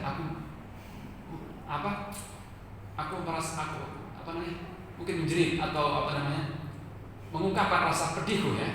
Mungkin nanti kau akan melihat pada wajahku rasa sakit, ya. Mungkin kau tidak jadi melaksanakan perintah itu nanti karena kasihan dan iba. Supaya itu tidak timbul, baringkan aku dalam keadaan terlungkup. Jangan sampai kau melihat wajahku, sehingga nanti kau akan iba padaku. Ini ungkapan apa? Kebulatan tekad Nabi Ismail, ya. Sembelih aku dalam keadaan keningku menghadap ke tanah, terlungkup. Kemudian ikat kuat-kuat kedua tanganku. Setelah itu sembelih aku. Maka Nabi Ibrahim menyambut saran putranya, ya. Wa tallahu lil jabin. Nabi Ibrahim mengarahkan wajah Ismail ini ke tanah, ya. Keningnya diarahkan ke tanah. Dan setelah itu apa? Pisau sudah di tangannya, ya.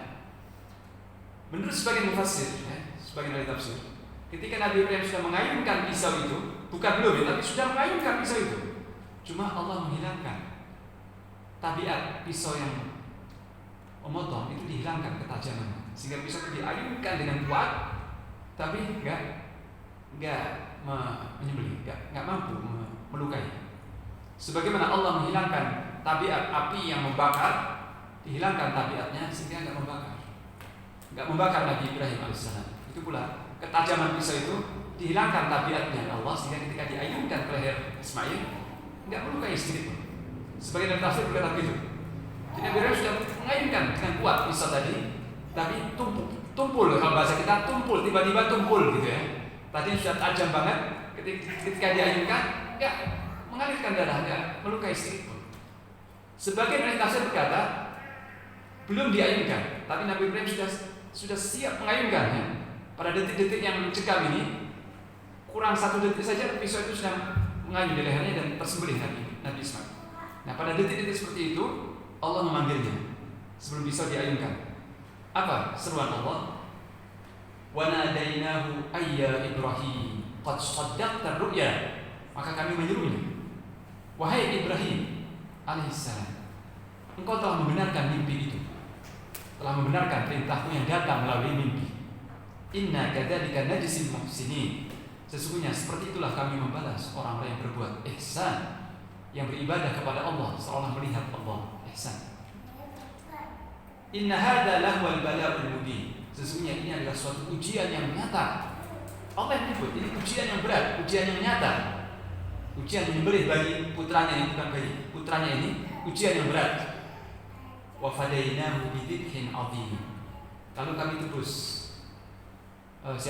Ismail itu dengan sembelihan yang besar, kambing domba yang besar, ya, yang putih, bertanduk putih dan matanya hitam lebar, gemuk, ya. Dan Ibnu Abbas berkata, ini kambing domba yang didatangkan dari surga, ya.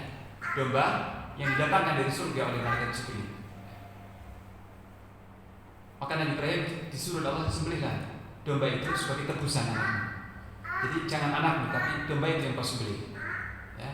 Nah, setelah itu wa tarakna 'alaihi fil akhirin, lalu kami abadikan bagi Nabi Ibrahim ujian yang akan terus disebut oleh orang-orang yang datang setelahnya. Apa?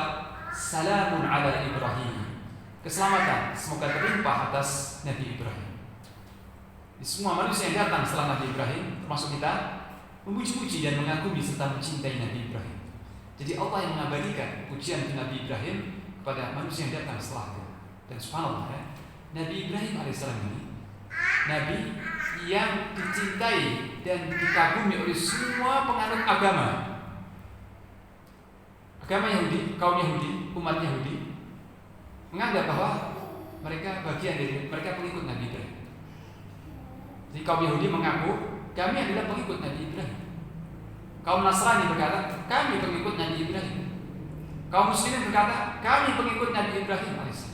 Bahkan kaum musyrikin Mekah, musyrikin Quraisy Mekah, mereka semua mengaku mereka pengikut Nabi Ibrahim. Dan ketika Fathu Mekah, ketika Nabi menaklukkan Mekah dan Ka'bah dibuka dan Nabi masuk ke Ka'bah, beliau melihat lukisan Nabi Ibrahim dan Nabi Ismail, keduanya memegang gelas atau mangkok yang berisi undian, mengundi nasib.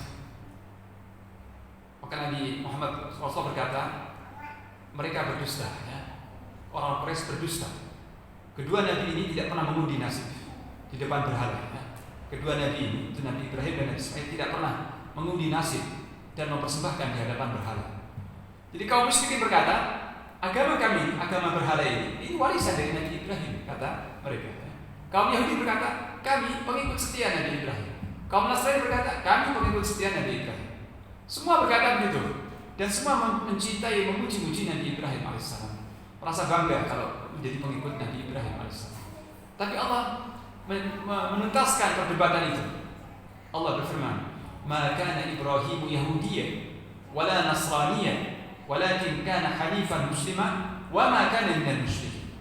Nabi Ibrahim alaihissalam bukan seorang Yahudi dan bukan pula seorang Nasrani, dan beliau bukan pula termasuk orang yang musyrik, tapi beliau seorang yang hanif, yang hati yang hadap kepada Allah dengan sepenuhnya, dan dia seorang muslim.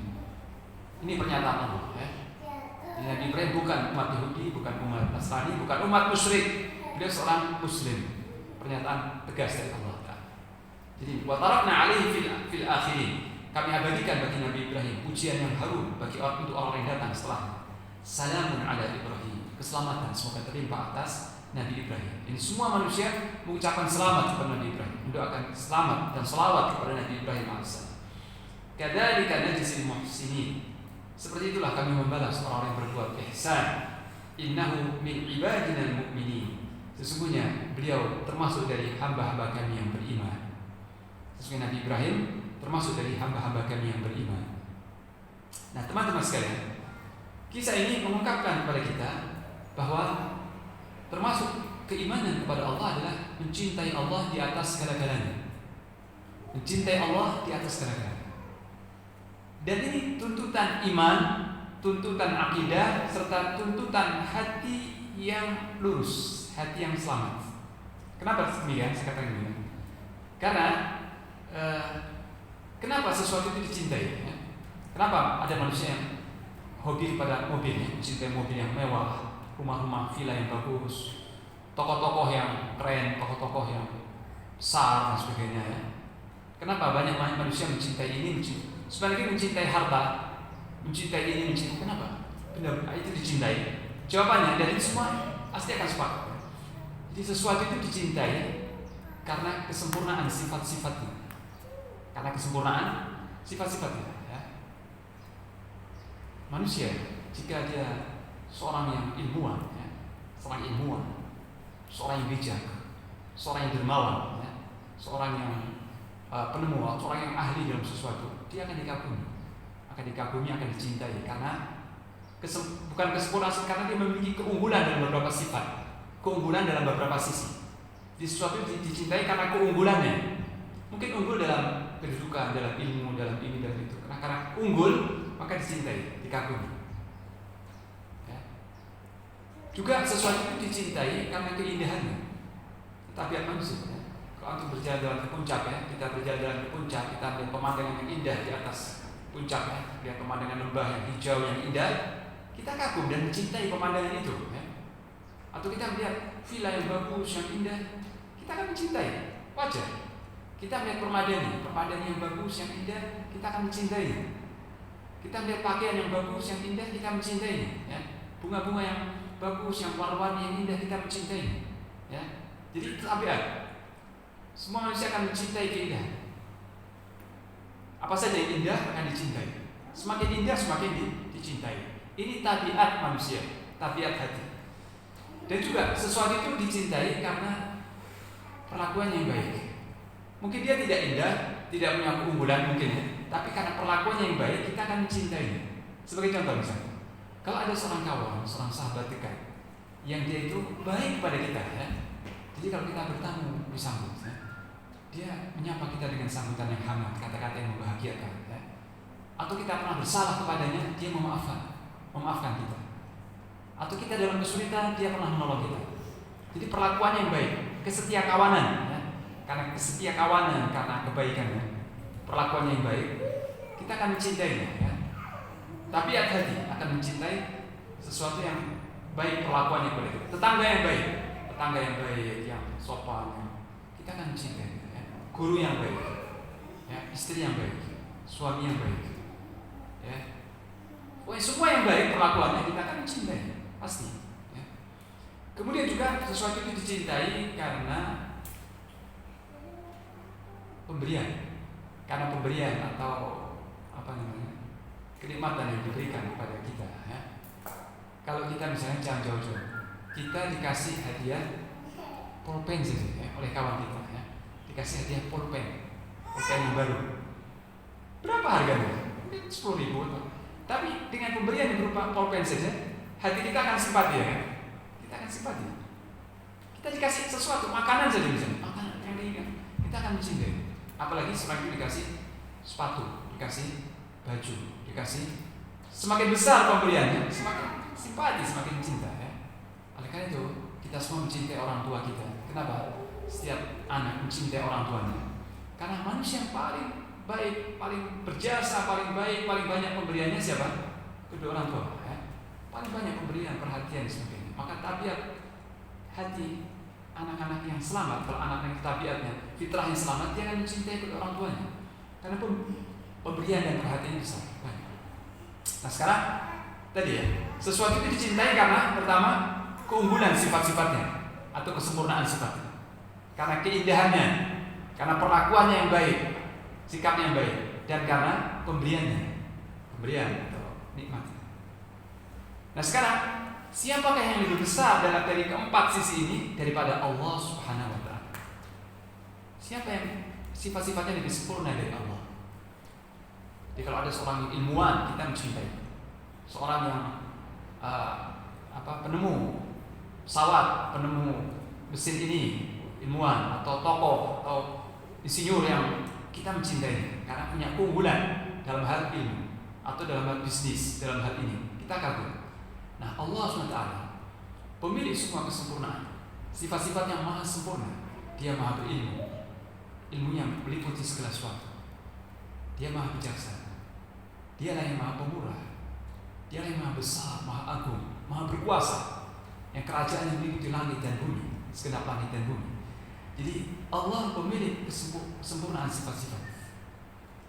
Nah, kalau kita meyakini hal ini, kita akan mencintai Allah di atas segala-galanya. Karena Allah yang maha sempurna sifat-sifatnya.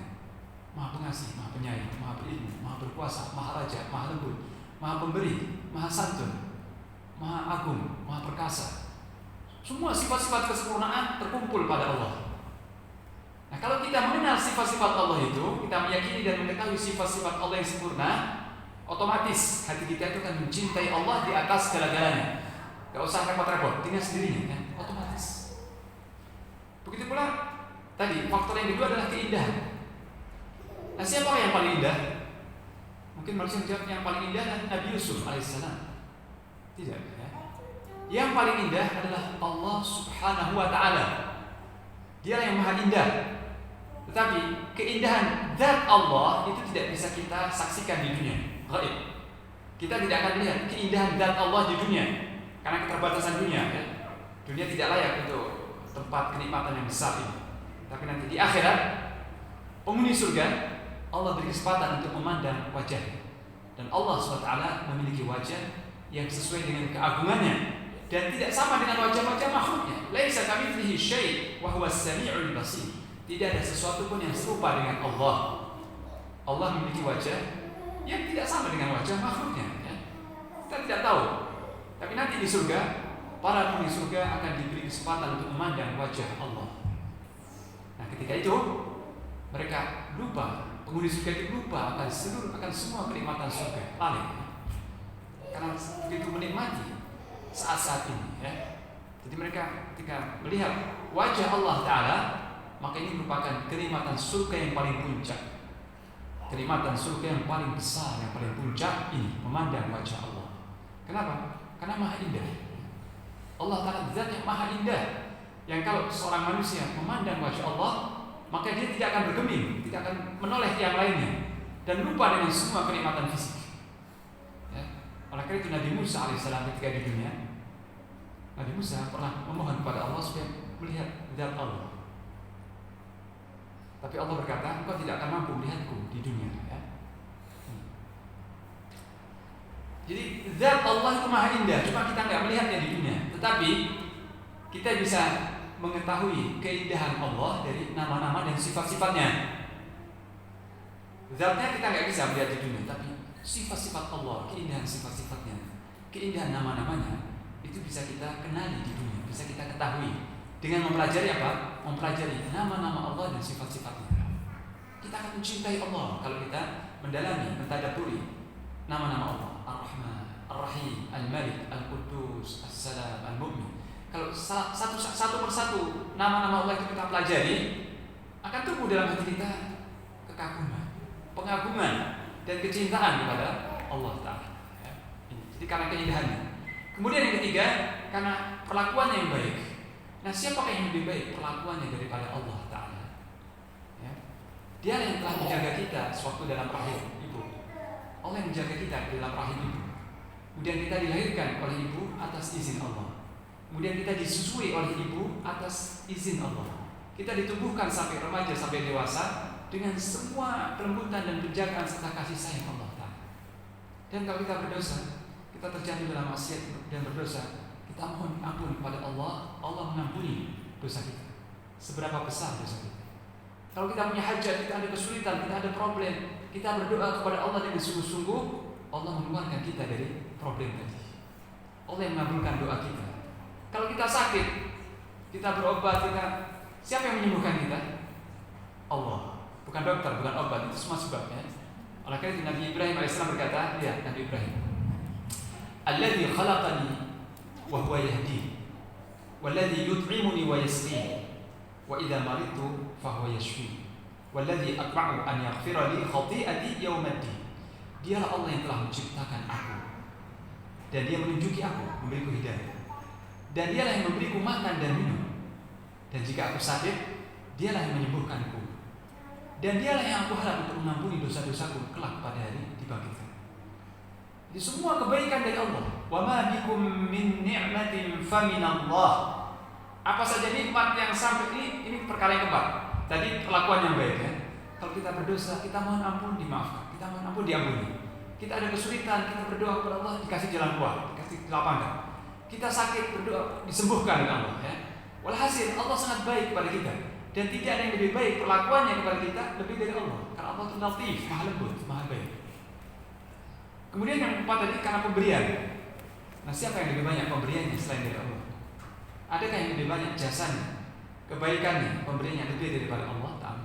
Tidak ada. Semua yang kita dapatkan dari orang tua itu dari Allah. Orang tua hanya penyalur. Ya. Jadi nikmat yang sampai kepada kita, nikmat apa saja, itu dari Allah satu-satunya.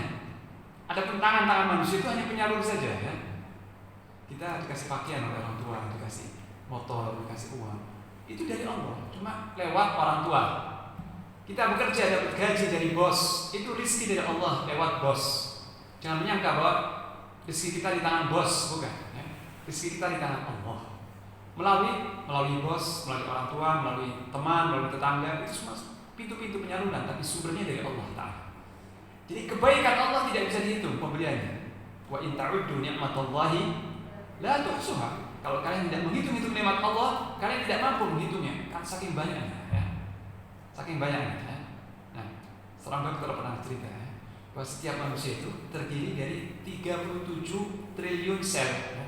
Setiap orang itu, sel di tubuhnya berjumlah 37 triliun. Dan setiap sel itu bergerak, punya kecerdasan, bergerak, tumbuh. Nanti mati dalam beberapa hari, ada yang usianya sekian hari, usianya sekian bulan, macam-macam, berbeda-beda setiap sel usianya. Begitu ada sel yang mati, maka tumbuh sel yang baru menggantikan sel yang mati tadi. Ya. Jadi ada 37 triliun sel dalam tubuh kita. Yang kalau salah satu dari sel itu bergerak atau tumbuh tidak sesuai dengan kebiasaannya, maka itu yang disebut dengan kanker, sakit kanker. Jadi tumbuhnya sel-sel yang tidak normal.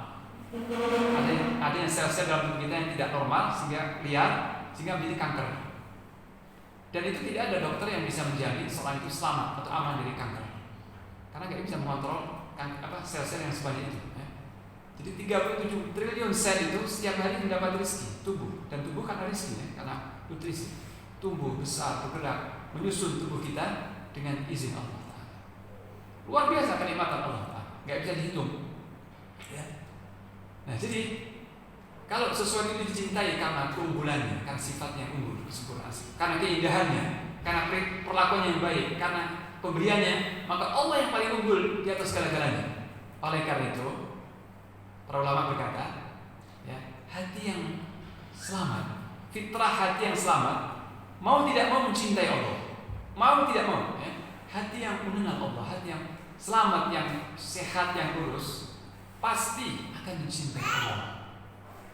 Dan tidak ada yang berpaling dari Allah, tidak ada yang berpaling dari mencintai Allah, kecuali hati yang bobrok, hati yang rusak, yang menyimpang, yang buruk dan tidak normal.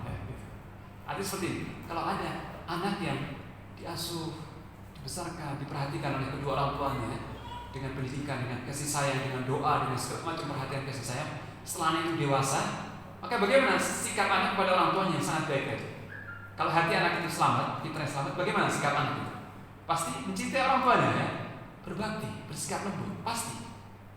Nah, kalau ada anak yang sejak kecil sudah diperhatikan, dikasih sayang, dikasihi, didoakan, di pendidikan yang baik, setelah dewasa dia membenci kedua orang tuanya yang telah berjasa banyak, melaknat kedua orang tuanya, durhaka kepada orang tuanya. Berarti hati anak ini apa?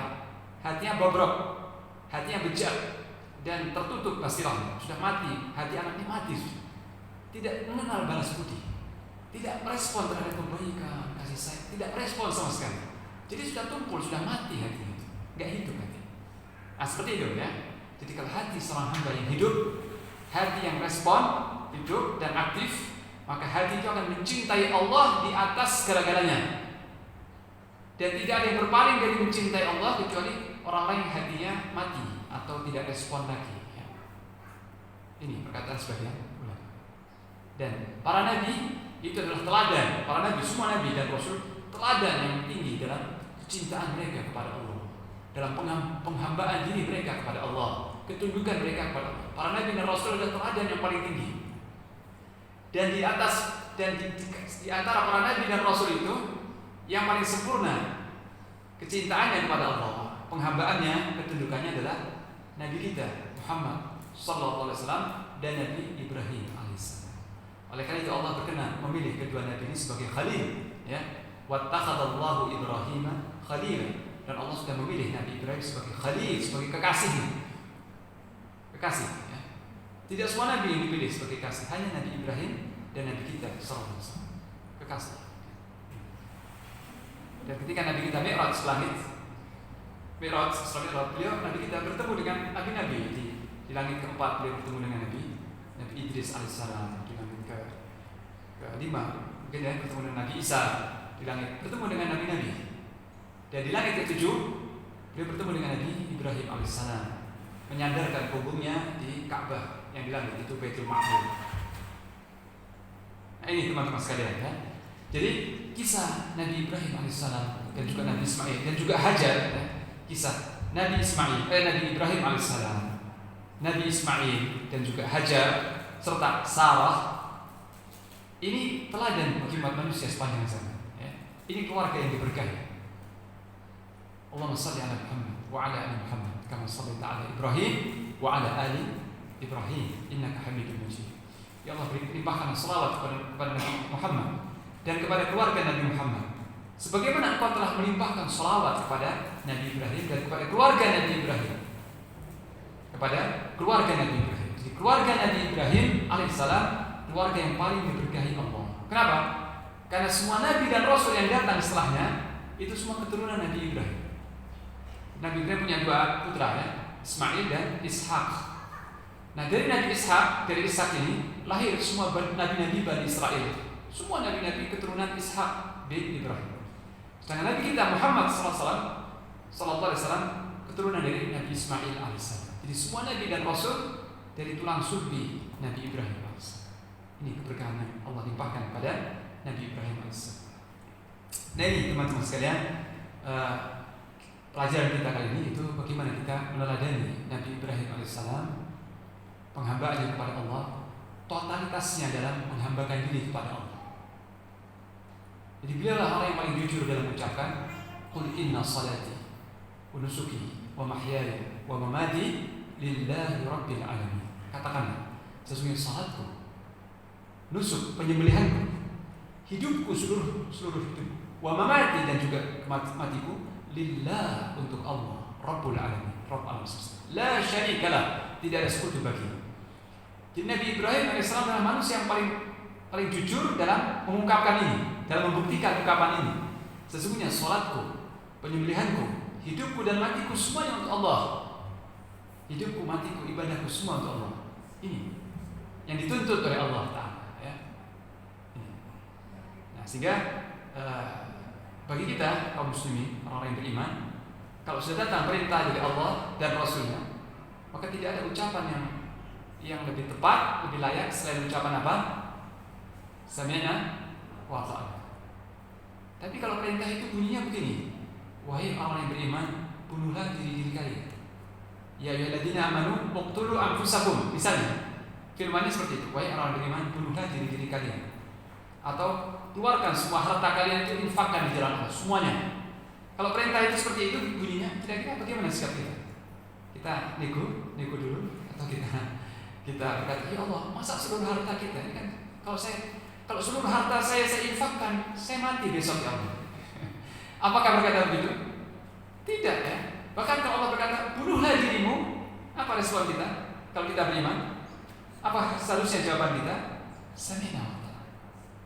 Allah berfirman dalam surah An-Nisa ayat 66, ya. An-Nisa ayat 66. Walau anna katabna 'alaihim an iqtulu anfusakum aw ikhruju min diyarikum ma fa'aluhu illa qalilun minhum.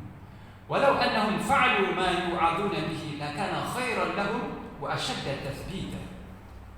Seandainya kami perintahkan kepada mereka, ini Allah berfirman, seandainya kami perintahkan kepada mereka, pada manusia, bunuhlah diri kalian dan keluarlah kalian dari kampung halaman kalian, tinggalkan rumah dan aset-aset kalian, keluar dari kampung halaman kalian, maka niscaya tidak ada yang melakukan perintah itu kecuali sedikit. Ini kata Allah, ma fa'aluhu illa qalilun minhum. Tidak ada yang merespon, tidak ada yang menyambut perintah ini kecuali sedikit sekali di antara manusia. Padahal Allah berkata, seandainya mereka melaksanakan perintah yang seperti itu bunyinya, niscaya itu lebih baik bagi mereka di dunia dan di akhirat. Itu lebih baik bagi mereka dan lebih meneguhkan hati mereka. Wa idza la'atainahum min ladunna ajran 'azima wa lahadainahum siratan mustaqim. Kalau itu mereka laksanakan, niscaya kami akan berikan kepada mereka balasan yang agung, pahala yang agung, dan kami akan tunjukkan mereka ke jalan yang lurus. Nah, ketika turun ayat ini, surat An-Nisa ayat 66, Abu Bakar As-Siddiq, Abu Ubaidah bin Jarrah, satu lagi saya lupa ya. Yang jelas yang saya ingat siapa?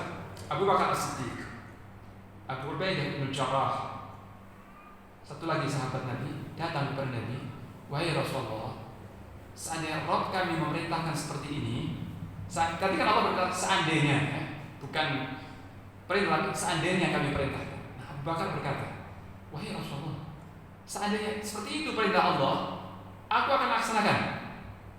Abu Ubaidah juga, wahai Rasulullah, kalau seperti itu perintah Allah, aku siap melaksanakan. Ikrar dari sebagian sahabat Nabi. Maka Nabi bersabda, sungguh ya, sebagian manusia itu ada yang imannya seperti gunung-gunung yang tegar, ya, atau lebih tegar daripada gunung-gunung. Seperti itu Abu Bakar As-Siddiq ya, sikapnya. Ya, jadi seperti ini kita belajar dari Nabi Ibrahim alaihissalam, dari Nabi Ismail, dari para nabi dan rasul, dan juga dari para siddiqin seperti para sahabat Nabi SAW. Ini keimanan yang jujur, dan keimanan ini nanti akan menyelamatkan seseorang di dunia dan di akhirat. Jadi tidak ada yang menyelamatkan di dunia dan akhirat kecuali keimanan yang seperti ini. Totalitas dalam menghambakan diri kepada Allah, siap mentaati perintah Allah, dan siap meninggalkan larangan Allah. Dan kalau terjatuh dalam maksiat, terjatuh dalam pelanggaran, buru-buru bertaubat dan mohon ampun kepada Allah. Karena tidak ada manusia yang selamat dari dosa. Ya. Tapi sikap seorang mukmin, jika datang perintah dari Allah dan Rasul, dia tidak akan ditimbang dengan akal, ditimbang dengan perasaan, ditimbang dengan yang tidak, langsung direspon dengan sami'na wa ta'na. Kenapa? Karena dia menyadari dia sebagai hamba, dia statusnya hamba, dan Allah adalah Rabb ilahi dicintainya. Ketika datang perintah dari Rabb, apapun perintahnya siap kami laksanakan. Ya. Dan yang bertentangan dengan perintah ini diabaikan. Ya. Jadi semua hukum, semua undang-undang, semua norma-norma yang tidak sejalan dengan syariat Allah diabaikan. Ya. Diabaikan karena syariat Allah yang paling diagungkan. Nah, demikian teman-teman sekalian, beberapa faedah atau pelajaran dari kisah Nabi Ibrahim dan Nabi Ismail, mudah-mudahan bermanfaat. Dan jika ada yang belum jelas atau ingin ditanyakan, saya persilakan.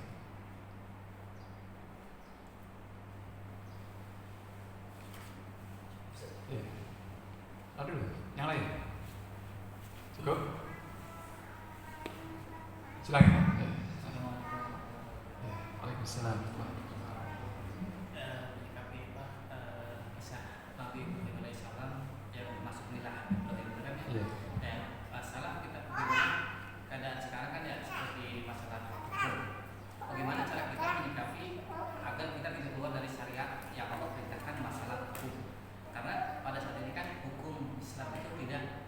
Berjalan sama sekali. Nah, ketika kita misalkan ingin menerapkan atau menjalankan syariat itu pun kesulitan, misalkan tentang juri atau apapun dan lain-lain itu.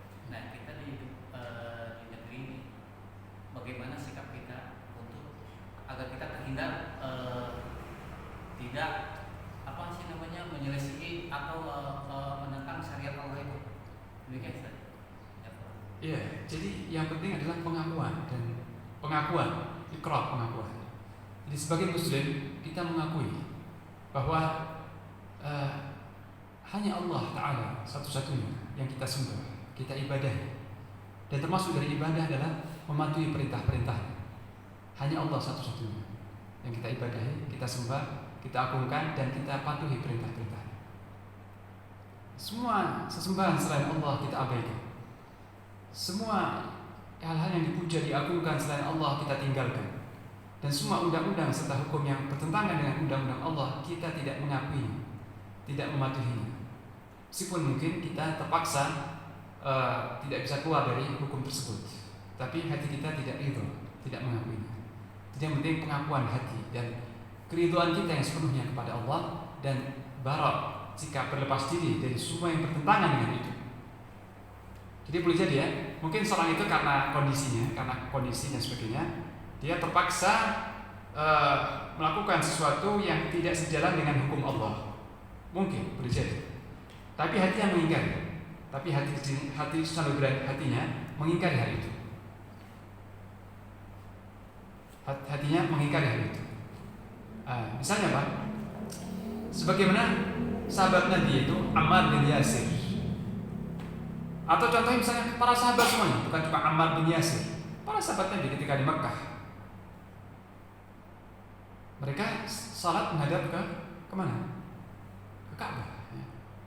Apakah perintah salat sudah ada di Mekah? Ada. Sebelum Isra Mi'raj sudah ada perintah salat, cuma 2 waktu. Ketika sebelum matahari terbit dan sebelum matahari terbenam. Jadi salat hanya 2 kali, sebelum terbit matahari dan sebelum terbenam matahari. Itu salat yang diwajibkan sebelum Isra wal Mi'raj. Kemana mereka? Dan juga setelah Isra wal Mi'raj pun tahun 10 Hijriah, turun kewajiban salat 5 waktu. Kemana mereka salat? Menghadap kemana? Ke Ka'bah. Ka'bah rumah Allah. Sementara kondisi Ka'bah ketika itu Masjidil Haram dikelilingi oleh 360 patung, ya. Bukan 1-2 tapi 360 patung. Ini satu bentuk kesyirikan atau bukan? Kesyirikan, patung. Jadi mereka menghadap ke Ka'bah, mau nggak mau menghadap ke patung-patung juga. Karena di sekitar Ka'bah itu penuh 360, berarti dikelilingi. Jadi Ka'bah itu dikelilingi dengan berhala. Jadi dari arah manapun selain itu menghadap Ka'bah, pasti menghadap patung. Karena mereka sholat tidak di Masjidil Haram, sholat di rumah-rumah mereka, tapi arahnya ke Ka'bah. Mau nggak mau ke arah patung juga, ya. Apakah mereka ridho? Para sahabat bersetui adanya patung-patung yang mengotori Ka'bah? Tidak. Mereka tidak ridho terhadap patung-patung itu. Mereka membenci dan mengingkari. Tapi mereka kondisinya belum mampu untuk menyingkirkan patung-patung tadi. Jadi mereka tidak menghancurkan patung-patung tadi karena kondisinya, tapi hati mereka membenci dan mengingkari sesembahan selain Allah. Jadi pengakuan dari hati, sikap dari hati, ya. Oleh karena itu disebutkan dalam sebuah hadis, disebutkan ya, barang siapa yang mendengar ada suatu kemaksiatan dilakukan di muka bumi, ada kemaksiatan, mungkin khamr atau suatu tempat yang jauh, mendengar bukan melihat. Dia mendengar ada suatu kemaksiatan, ya. Misalnya pesta minuman keras atau ikhtilat atau apa saja di tempat yang dia mendengar, lalu dia ridho, dia nggak melakukan, nggak melihat, tapi dia menerima, merestui, dia ridho, maka dia seperti orang yang melaksanakan maksiat itu, seperti orang yang melaksanakan kemaksiatan, padahal dia duduk di rumah. Tapi barang siapa yang mendengar suatu kemaksiatan dilakukan di muka bumi, di suatu tempat, ada suatu kemaksiatan di tempat ini jauh. Ketika dia mendengar, dia mengingkari, dia membenci. Na'udzubillah min dzalik, ya. Innalillah. Dia membenci dari hatinya, benci kemungkaran tadi. Maka dia selamat dari dosa. Dia selamat dari kemaksiatan tadi. Padahal dia tidak berubah, kemaksiatan tetap berjalan, ya. Baik dia ridha atau dia membenci, dia mengingkari, kemaksiatan tetap berjalan. Cuma sikap hati orang-orang yang di sekitarnya itu yang menentukan, ya. Siapa yang hatinya setuju, merestui, maka dia ikut terlibat meskipun dia nggak ikut terlibat, ya. Tapi siapa yang ketika mendengar kemungkaran, hati yang membenci dan mengingkari, dia selamat dari kemungkaran. Ini, ya, sikap hati. Dan itu yang harus dilakukan, yang tidak boleh ditinggalkan. Karena Nabi bersabda sallallahu alaihi wasallam, barang siapa di antara kalian melihat kemungkaran, maka harus berubah dengan apa? Dengan tangannya. Kalau dia punya power, punya kekuatan, punya kedudukan, harus berubah kemungkaran dengan tangannya. Kalau dia tidak mampu, maka dengan lisannya, kata-kata, dengan tulisan, dengan saran, dengan kata-kata nasihat, kata-kata, lisan. Kalau dia tidak mampu dengan lisan, maka dengan hati. Dan itu adhaful iman, setengah lemah iman, ya. Dengan hati itu setengah lemah iman. Jadi, mengingkari kemungkaran dengan hati, itu yang minimal, paling minimal. Ya, demikian. Nah, kalau kita sudah mengingkari dengan hati, selamat. Hati kita tidak setuju, hati kita tidak meridhoinya, kita selamat. Ya, itu. Demikian, ya, saja. Ya. Silakan. Saya tadi kita terpaksa, misalkan yang dipaksa, bukan misalnya kita tersandunglah satu buah kasus tentang hukum. Terus tapi kita misalkan mengingkari, tapi harus tetap melaksanakan atau menjalani. Enggak apa. Yang penting mengingkari. Yang penting apa? mengingkari. Satu contoh yang jelas adalah setiap tahun kita bayar pajak STNK atau enggak? Bayar pajak kan? Kalau kita punya motor, kalau enggak punya motor ya enggak bayar. Siapa yang punya motor atau mobil setiap tahun harus bayar STNK, pajak itu kan, pajak kendaraan bermotor. Apa hukumnya sistem pajak dalam Islam? Pajak itu hanya boleh dipungut dari non muslim dalam Islam. Harta seorang muslim itu dilindungi, nggak boleh dipungut, nggak boleh ada pajak apapun. Yang ada zakat yang dikeluarkan dengan sukarela dan itu ibadah wajib. Zakat 2,5%, ya, 2,5% dari harta. Adapun pajak ini sistem pungutan yang haram. Pajak itu sistem yang haram dalam Islam. Jadi kalau kita bayar pajak dengan ridha, dengan setuju, kita terjatuh dalam dosa dan maksiat. Kita setuju dengan sistem itu. Jadi orang yang bayar pajak dengan ridha, dengan setuju, dia terjatuh dalam dosa dan maksiat. Karena sistem yang di luar Islam. Tapi orangnya, bagaimana saya harus bayar pajak? Kalau enggak, saya nggak bisa keluyuran ke sana kemari naik motor. Saya nggak bebas gitu. Ya udah, kalau terpaksa bayar pajak supaya aman berkendara motor, bayar. Tapi hati kita apa? Ketika bayar itu hati kita setuju atau tidak? Tidak setuju. Ridho atau tidak? Tidak ridho. Tapi kamu bilang tidak ridho, tapi kamu bayar, ya terpaksa. Saya bayar tapi hati saya nggak ridho. Mungkin.